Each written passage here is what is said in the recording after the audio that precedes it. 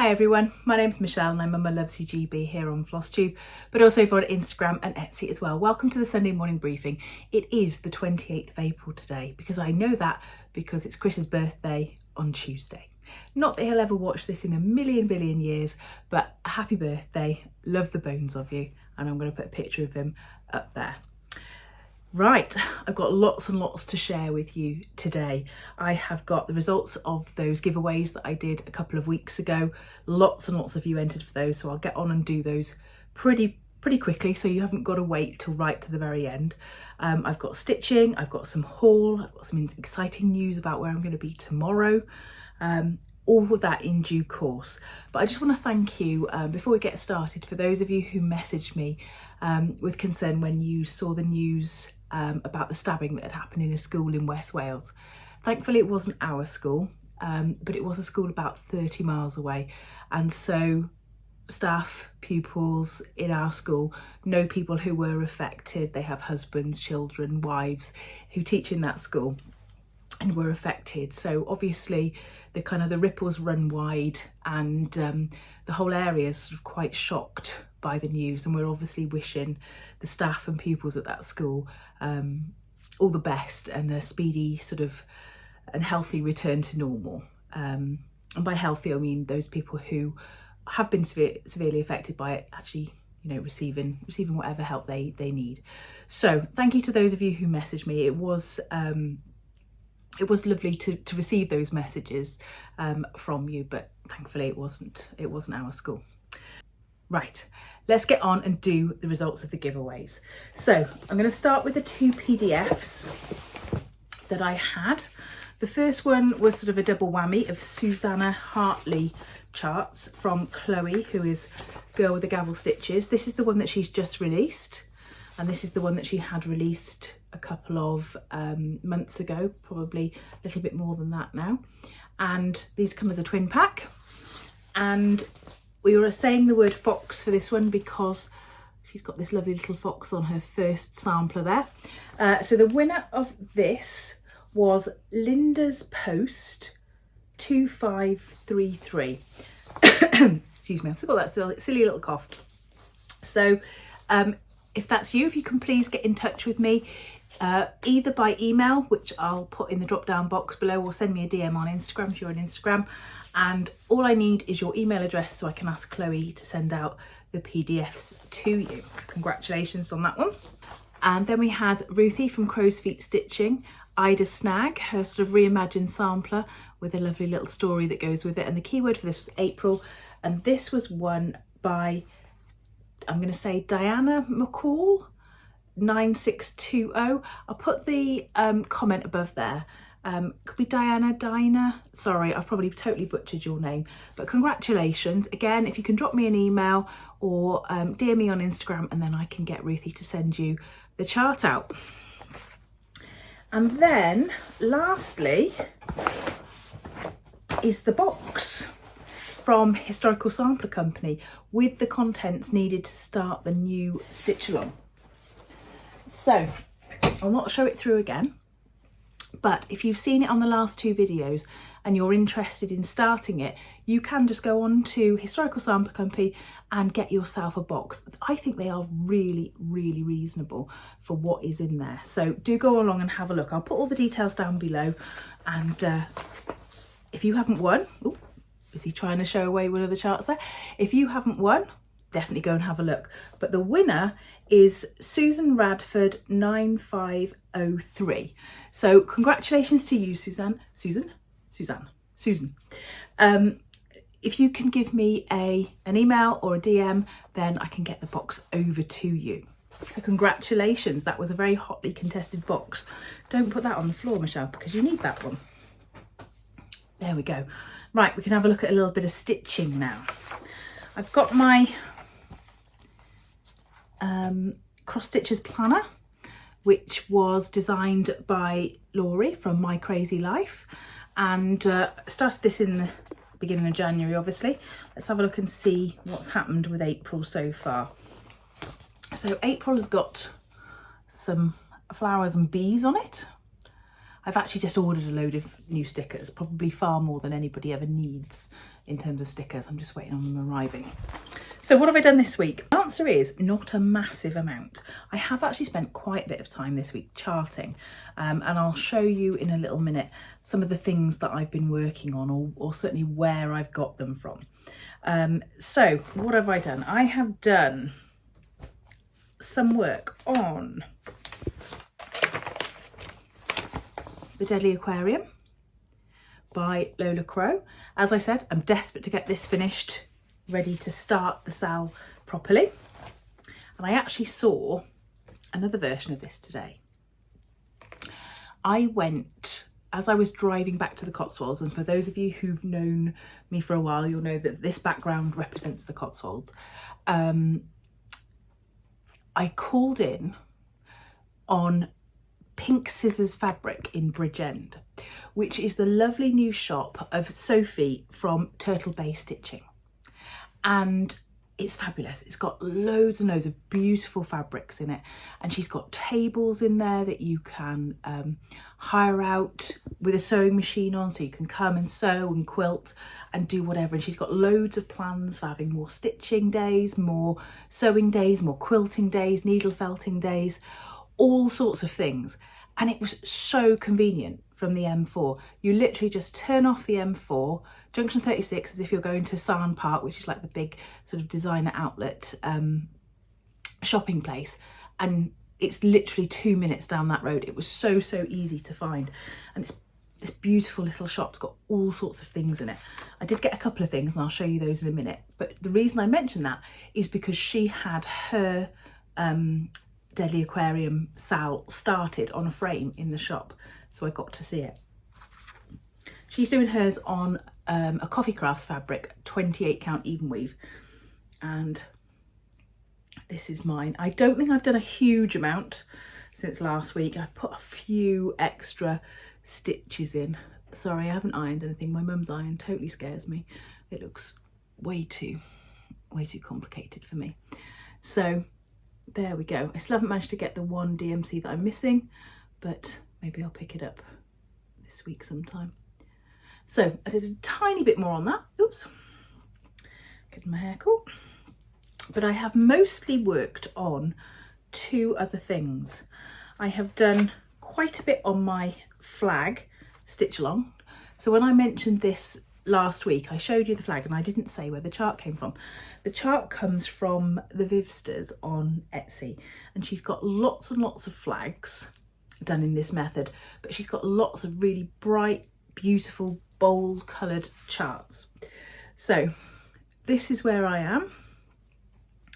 So I have filled in a couple more boxes up here, and I have filled in this one here, and I've started to put the red in as well. So really excited to start to see the dragon emerging. I'll put a picture up there of what it would look like. Obviously it's the Welsh flag. I'm doing it for my daughter. She's already spied it and she's like, is that for my bedroom? I was like, yes, darling. But I'm really enjoying these little boxes. I've got a sort of personal target of a couple of boxes a week, and should see that building up quite nicely. This is a piece of 36 count fox and rabbit, and if I remember correctly, it's called Spinifex. It was one of the fabrics of the month. For those of you who get the fabric of the month, I've just had the notification that it's on its way. So I'm using sulky threads in white, green and red and black. There's a tiny bit of black in it. And then I had the hankering to work on my Norfolk, my beautiful Norfolk. So this is Susanna Steel. She's on a piece of 36 count Lakeside in vintage buttercream. And I have turned the corner on her as well, so I know how wide she's going to be, so I may actually cut the fabric this week and get mum to serge it while I'm here. So she's quite big, even on 36 count, she's quite big. So there's the bottom of the cartouche, and there'll only be a tiny bit more below the cartouche. If you see, it kind of mimics the top. There's only a little bit at the top and there's only a little bit more at the bottom. So I mainly worked on that extra flower, bringing the board around and putting in, where is it, the little motifs at the side, and finishing the cartouche at the bottom where her name will go. I love this, absolutely love it. Let me know what you think. I am considering putting the chart out before I've completely finished the model, because quite frankly, if you have to wait for me to finish it, I don't know, it might take too long. I've got the original sampler. We can see what the original sampler looks like. We know she's going to turn out to be an absolute beauty. So I may consider doing the photography slightly differently and releasing her before I've quite finished it off. Because I know there's so many people out there who desperately want her. So the caveat to that is that we are just about to start exams in the next 2 weeks. So that will be my absolute focus for the next couple of weeks. But as soon as the exams are started and the pupils are well underway, then that sort of thing, releasing and doing more charting, that will come back online a little bit more. So it won't be imminent, but do let me know what you think about that idea. Right, freebies. Let's talk about freebies.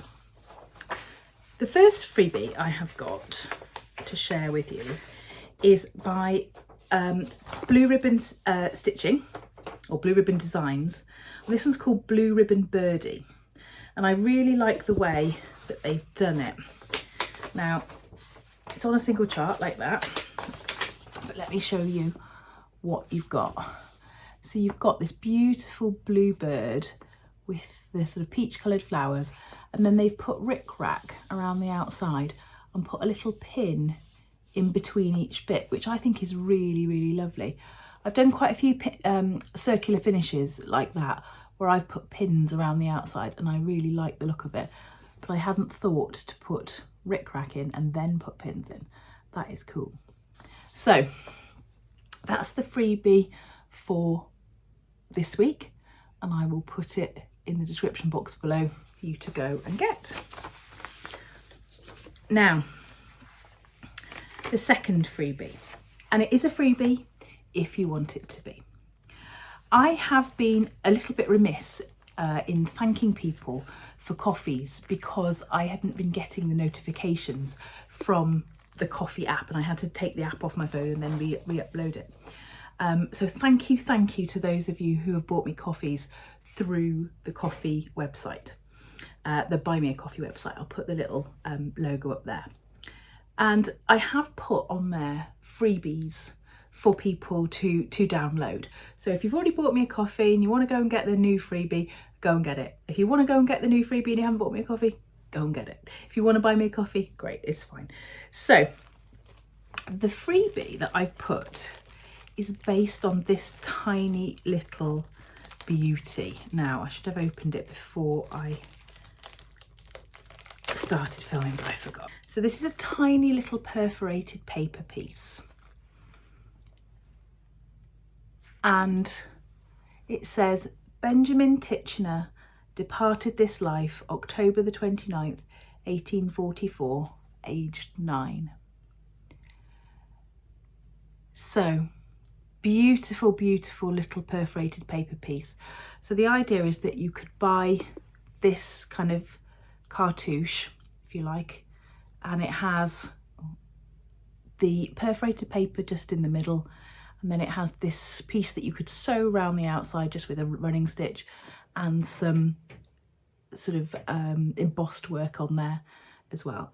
And it was just to make a tiny little memento. You can see stitches are quite carried on the back, and you can see also with perforated paper it's very easy for it to do exactly that, for it to perforate.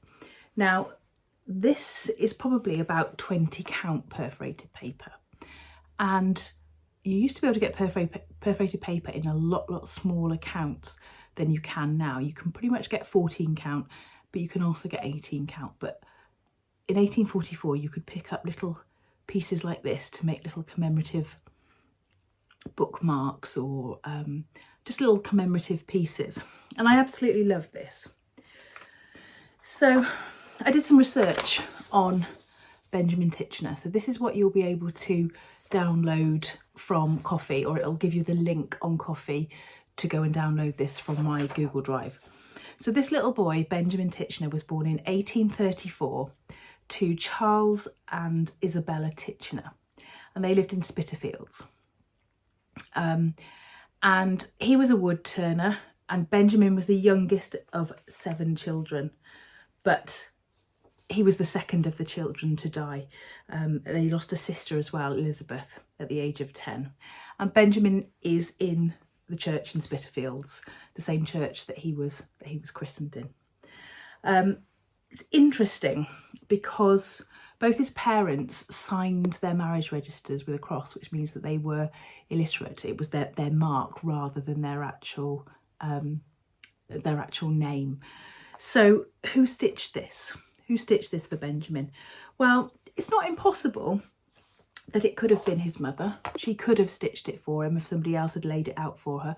And actually many of the samplers that we see from girls who have stitched them when they're 7, 8 or 9, they then go on to mark their marriage register with the cross. And it's likely that that is the only piece of work they've ever put their own name onto. It's quite phenomenal to think about it like that. But it could have been one of his sisters, Isabella, Maria, Susanna or Lydia.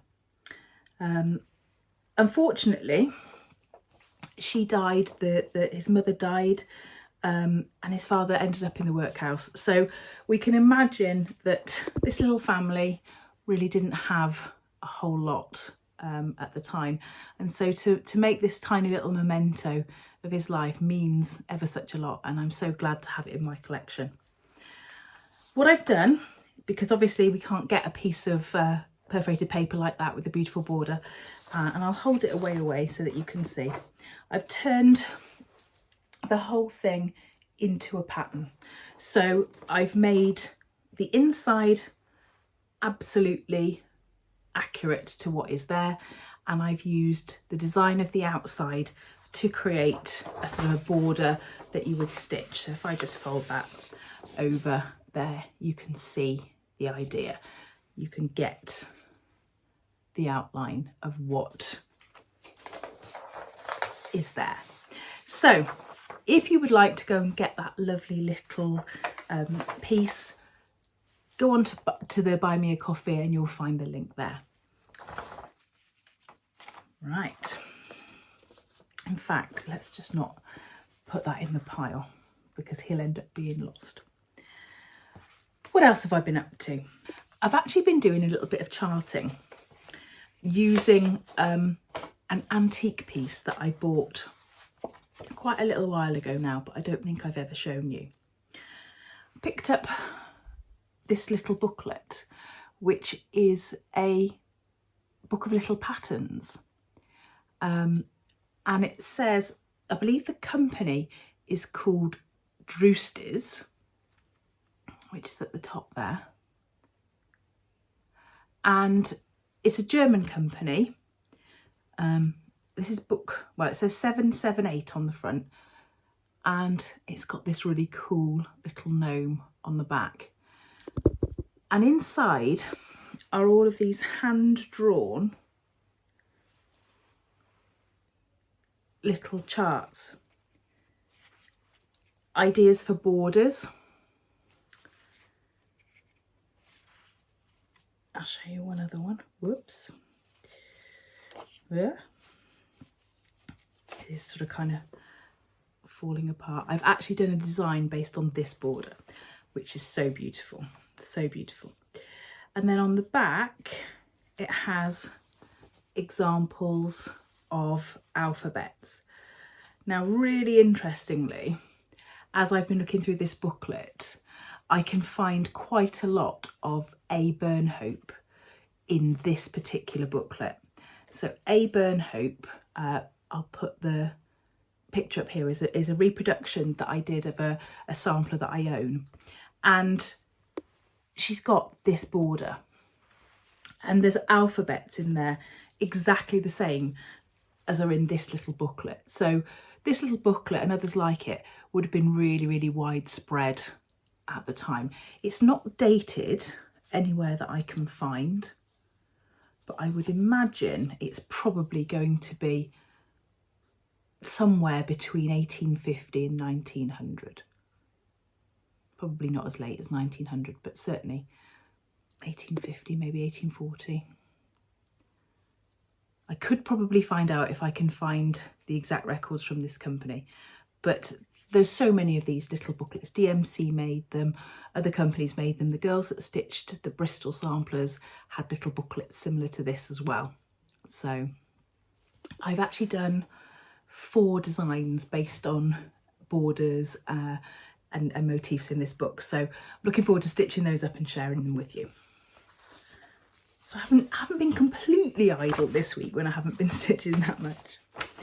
I've got a tiny, tiny little bit of haul, and this is what I picked up today at Pink Scissors at Sophie's place. So what did I get? I got some ribbon. After I used some of my other ribbon haul on my Harvey haberdasher, I really have a thing for ribbon with little rulers on it. So I picked up some of that today. And I also picked up one of these little, let me just take that off there so you can see a bit better. One of these little Moda, I don't even know what they call, mini charms. This one is One Fine Day. So it's got all sorts of different colours in there. Now I bought them thinking about wanting to make a project bag maybe, but actually the thing I think I really need to make are some of those, and now I'm going to not know what they're called. You've got basically a piece of felt in the middle and they pop it together, and the idea is that if you've got little bits of i.e. this stuff, which I just found attached to my Norfolk, if you've got little bits like this and you know you're going to want to use that colour again, instead of putting it back on the thing, you just twirl it around your fingers, pop it down on the bit of felt and then pop it together. Now if I knew what they were called, I want to call them like thread keepers, but they're not the thread keepers on the ring. If I can find the proper name for them, I'll put them down. But yeah, you've got a bit of felt in the middle, nice fabric back, and you just pop them together excuse me, and it keeps those extra bits of thread that you're still kind of using safe, rather than just in the bottom of your bag. And talking of bags, I bought a project bag from Sophie. I really liked this one because it was just a nice little small one, because I don't use a hoop or a Q-snap or anything like that. I don't really need, oh, a bit of my own fluff, I don't really need anything massive, so I really liked that one. So I grabbed that from her today. Right, one last quick look at the notes. Before I do go, and I nearly did forget, so hence why this bit is put in, what am I doing in the Cotswolds? What am I here for?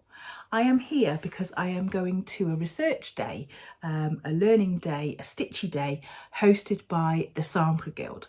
And it's in a hotel just outside Gloucester. I went there last year for a stitchy day, but this is more of a research day, a learning day, and I can't wait. I really, really can't wait.